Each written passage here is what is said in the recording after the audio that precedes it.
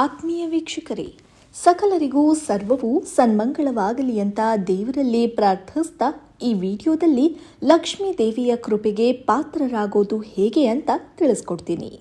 ಲಕ್ಷ್ಮೀ ದೇವಿಯನ್ನ ಸಂಪತ್ತಿನ ದೇವತೆ ಅಂತ ಕರೆಯಲಾಗುತ್ತೆ. ಲಕ್ಷ್ಮೀ ದೇವಿ ಯಾವುದೇ ವ್ಯಕ್ತಿಯ ಮೇಲೆ ಒಮ್ಮೆ ಸಂತೋಷದಿಂದ ಆಶೀರ್ವಾದ ನೀಡಿದ್ರೆ ಸಾಕು, ಆ ವ್ಯಕ್ತಿ ಕ್ಷಣಾರ್ಧದಲ್ಲಿ ಶ್ರೀಮಂತನಾಗಬಹುದು. ಆದ್ದರಿಂದ ಯಾರು ಶ್ರೀಮಂತರಾಗಲು ಬಯಸ್ತಾರೋ ಅವರು ವಿವಿಧ ರೀತಿಯ ಲಕ್ಷ್ಮೀ ದೇವಿಯ ಪರಿಹಾರಗಳನ್ನು ಅಳವಡಿಸಿಕೊಳ್ಳಲು ಪ್ರಯತ್ನಿಸುತ್ತಾರೆ.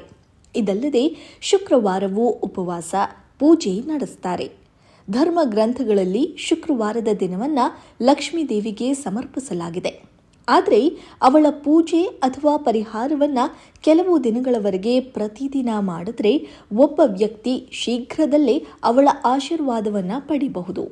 ಅದೇ ಸಮಯದಲ್ಲಿ ಇಂದು ನಾವು ಅಂತಹ ಕೆಲವು ಪರಿಹಾರಗಳ ಬಗ್ಗೆ ಹೇಳ್ತಾ ಇದ್ದು, ಇದನ್ನ 7 ದಿನಗಳವರೆಗೆ ಮಾಡಿದ್ರೆ ನಿಮ್ಮ ಮೇಲೆ ಹಣದ ಮಳೆಯೇ ಸುರಿಯಲು ಪ್ರಾರಂಭವಾಗಬಹುದು.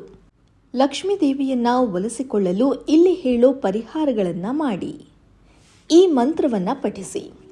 7 ದಿನಗಳವರೆಗೆ ಪ್ರತಿದಿನ ಸ್ನಾನ ಮಾಡಿ ಶುದ್ಧರಾಗಿ ನಂತರ ಲಕ್ಷ್ಮೀ ದೇವಿಯನ್ನ ಪೂಜಿಸಿ. ಪೂಜೆಯ ನಂತರ ಕಮಲದ ಬೀಜದ ಹಾರವನ್ನು ಹಿಡಿದು ಓಂ ಶ್ರೀಂ ಹ್ರೀಂ ಶ್ರೀಂ ಕಮಲೇ ಕಮಲಾಲಯೇ ಪ್ರಸೀದ್ ಶ್ರೀಂ ಹ್ರೀಂ ಶ್ರೀಂ ಓಂ ಮಹಾಲಕ್ಷ್ಮಯೈ ನಮಃ ಈ ಮಂತ್ರವನ್ನು ಪಠಿಸಿ. ಹಸುಗಳಿಗೆ ಈ ರೊಟ್ಟಿ ತಿನ್ನಿಸಿ.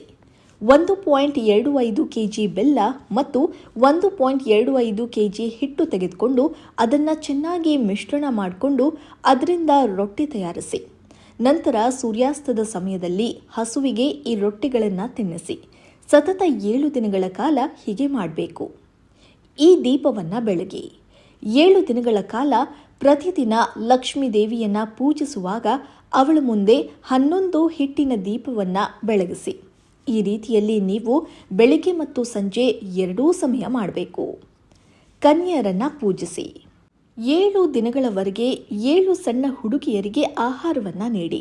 ಅಲ್ಲದೆ 1 ಬಿಳಿ ಕರವಸ್ತ್ರ, ಗೋರಂಟಿ ಮತ್ತು ₹1 ನಾಣ್ಯವನ್ನು ನೀಡಿ ಅವರನ್ನು ಗೌರವದಿಂದ ಕಳುಹಿಸಿ. ಈ ಪರಿಹಾರಗಳನ್ನು ಸತತ 7 ದಿನಗಳವರೆಗೆ ಮಾಡಿ.